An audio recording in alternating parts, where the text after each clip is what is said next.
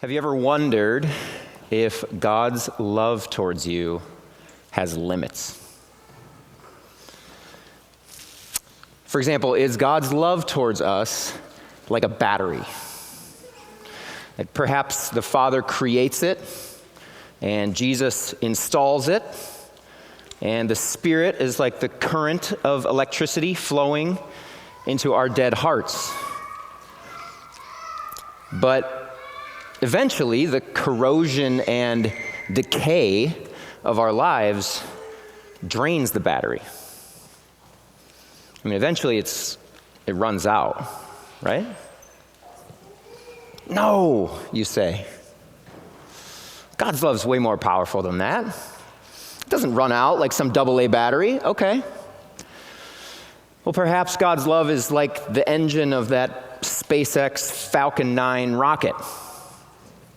I mean, that baby will send us into low Earth orbit with 27 gigawatts of power, 9 million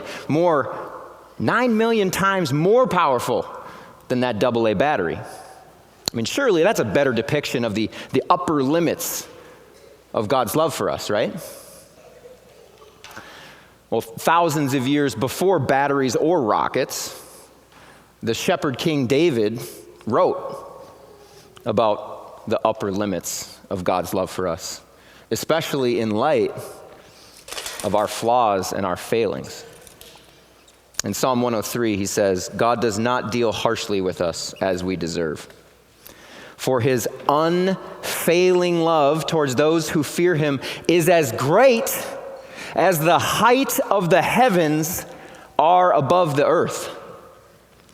His unfailing, never-ending love is as great and expansive as the stars above when we look from here on the earth.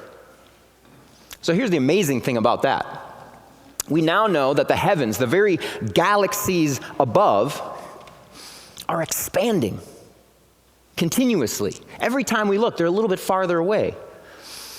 They're constantly getting farther and farther apart, like they were flung out, stretched out, which is exactly what David says in the very next psalm.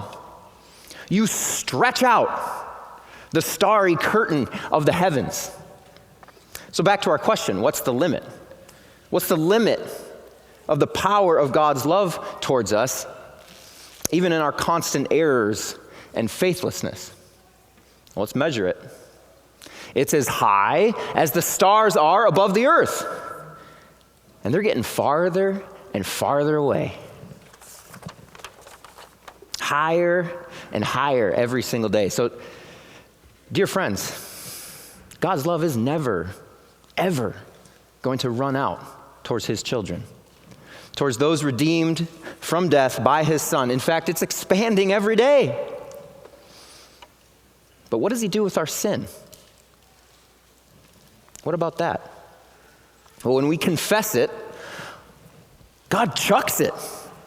He chucks it with the same thunder beam laser power, which David says has removed our sins from us as far as the east is from the west.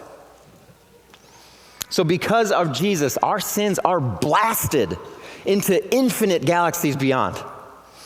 And that stupendous, incredible, gracious power reminds us that we need to confess our sins.